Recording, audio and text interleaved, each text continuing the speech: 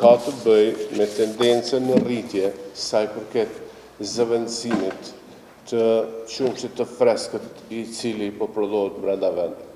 Është një situatë që po i afekton ose i afekton ekonomitë rurale gjithandej Kosovës dhe për pasojë edhe qumshti i cili prodhohet ekziston kohë pas kohe në cikle sezonale mbetet si tepritës.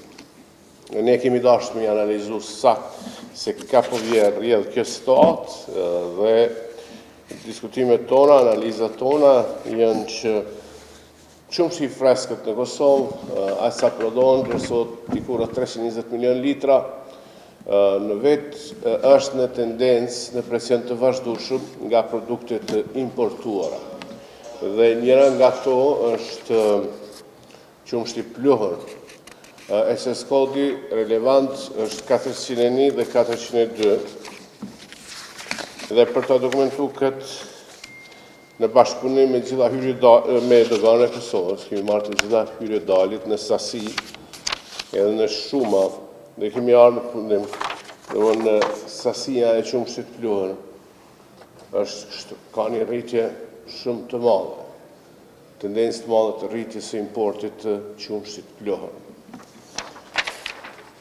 E dyta, qumshti freskët po ashtu po ballafaqohet me një presion në rritje sa i përket importit të yndyrnave dhe produkte zëvendësuese, që në këtë rast është vaji i palmës.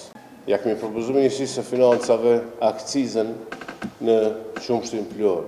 Njëjtin propozim në qeverinë e Kosovës i njëjti është votuar. Dhe rrjedhimisht dje në orë të vona po ashtu është konfirmuar, është votuar në Komisionin për Buxhet, kështu që rrjedhimisht nga momenti kur hyn në fuqi dhe del në gazetë zyrtare, qumshti pluhur do të i nënshtrohet akcizës në import.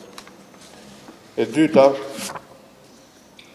marrë parasysh që në treg, nuk mjafton shumë analizë për bazë të raportimeve që kemi edhe ne në shqiptarët tona, shpeshherë ose në raste ka një përzierje, që unë i klasifikoj si ndeshje me ligjin për konsumatorin. Një përpjekje për të thënë që qumshti pluhur apo i përzierjet me vaj të palmës derivojnë nga qumshti i freskët që nuk është e vërtetë. Rrjedhimisht nga dje në shkruaj vendimin për kontrolle kufitare se cila pako e qumshtit që futet në Kosovë nga importi do të nënshtrohet dy masave. Masa e parë është analiza në laboratori. Do të analizohet përbërja e secilës pako që futet në Kosovë. E dyta